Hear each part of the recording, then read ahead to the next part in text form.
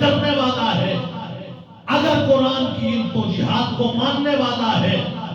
نماز خود بھی پڑھتا ہے اور اپنے لوگوں کو بھی نماز پڑھنے کی تلقین کرتا ہے، پھر تو ہم کہہ دیتے ہیں کہ اللہ کا ولی ایسے بڑا ولی کون ہے جی جو لوگوں کو نماز پڑھاتا بھی ہے اور خود بھی پڑھتا ہے؟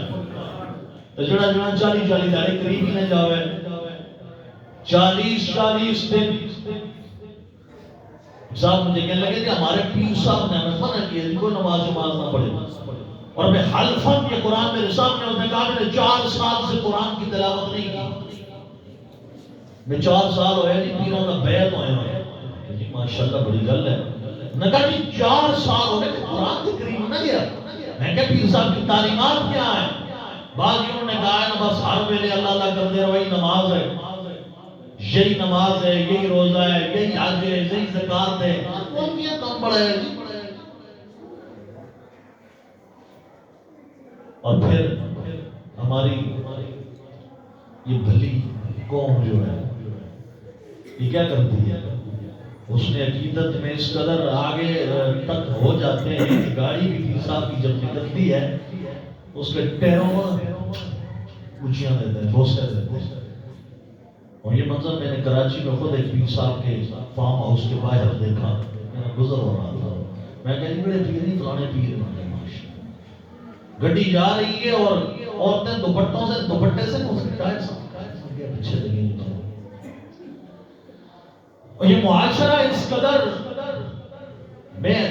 گلا مجھے معاشرے پہ نہیں ہے، گلا مجھے اپنے آپ پہ ہے، سکھانے والوں پہ ہے، ہم نے بتایا ہی نہیں نا، ہم نے اللہ کے ولی کی پہچان اگر بتائی ہوتی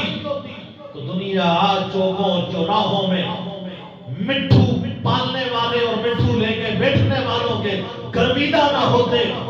یہ آج غوث الثقلین کی تعلیمات کے پیغمبر ہوتے، اور خود بھی اور لوگوں کو بھی اللہ اور اس کے رسول کی چوکھٹ دکھاتے۔ سبحان اللہ، اللہ اکبر، یا رسول اللہ، یا علی، زندہ باد۔ جو اللہ کے رستے سے دور کرے وہ شیطان کا چیلا تو ہو سکتا ہے، وہ زندگی کو مردود تو ہو سکتا ہے، وہ اللہ اور اس کے رسول کی تعلیمات کا پیغمبر نہیں ہو سکتا، پیغام دینے والا نہیں ہو سکتا۔ اس سے نفع کی کیا امید لگائی جا سکتی ہے جو قرآن کو اٹھا کے پیچھے ڈالتے؟ حالانکہ رسول کائنات صلی اللہ علیہ وسلم بلکہ قرآن کہتا ہے کہ تمہیں کیا ہو گیا ہے کہ تم نے قرآن اٹھایا اور اٹھا کے پیچھے پھینک دیا۔ اور پھر حدیث پاک میں بھی آتا ہے فرمایا یا اہل القرآن، اے قرآن والو، لا تتوسط القرآن، اس قرآن کو پیچھے نہ پھینکو، یہ قرآن مسودہ حیات ہے، یہ زندگی گزارنے کا ایک طریقہ ہے، اس کے اندر سب کچھ ہے، کل صغیر و کبیر مستتر، ہم نے کائنات کے سارا علم کو اٹھایا اور قرآن کے سینے میں رکھ دیا۔ اور پھر قرآن اگر سیکھنا چاہتے ہو تو پھر کدھر جانا پڑے گا؟ اللہ اکبر، وَكُلُّ شَيْءٍ أَحْصَيْنَاهُ فِي إِمَامٍ مُبِينٍ، اور پھر سارے کا سارا ہم نے قرآن اٹھایا اور اپنے محمد کے سینے میں رکھ دیا۔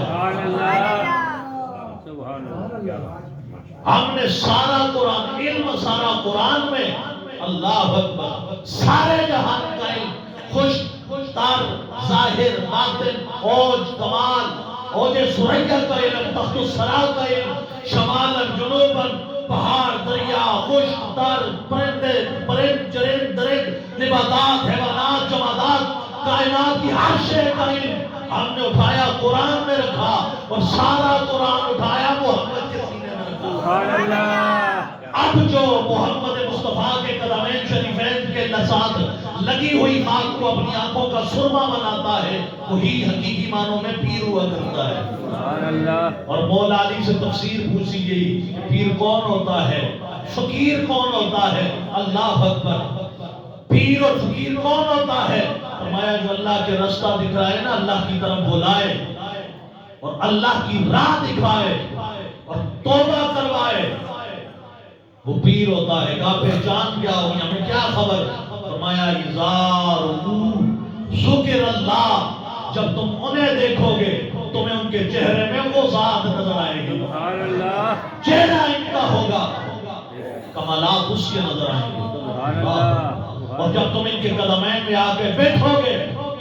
پھر تمہیں سعادتیں نصیب ہونا شروع ہو جائیں گی، سبحان اللہ، پھر تمہیں برکات ملنا شروع ہو جائیں گی، پھر ایسا ہوگا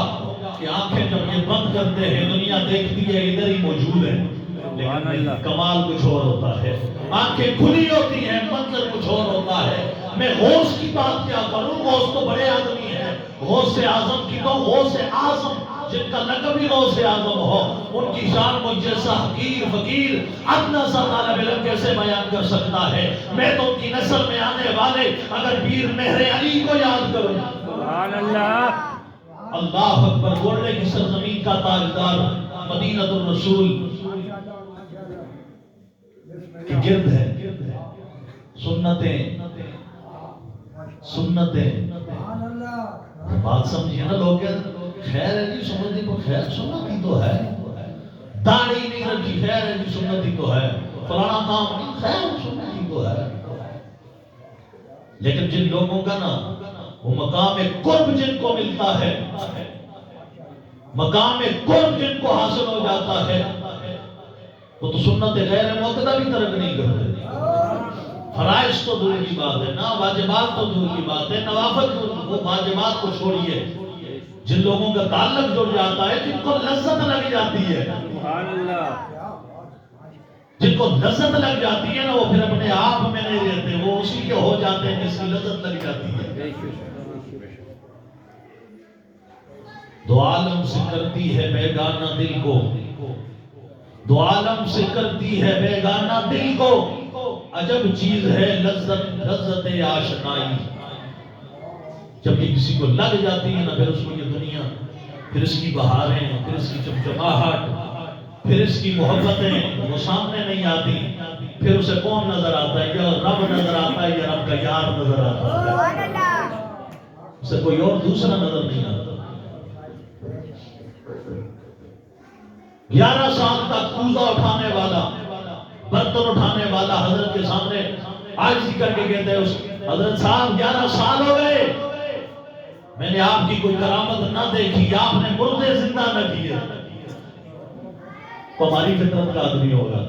پیروں ہوتے جی جڑا مردے زندہ کرے، پیر وہ ہوتا ہے جو اڑتی ہوئی چڑیوں کو مار دیتا ہے، جو کرسی پہ بیٹھ آرڈر ہوا جی ہو گئی چل، پیر وہ ہوتا ہے، یہ کیسے پیر ہے؟ نہ انہوں نے کوئی کرامت دکھائی ہے، نہ انہوں نے کچھ کیا ہے، معیار یہ نہیں ہے کہ چڑیوں غصہ بھی کہنے لگے حضرت جی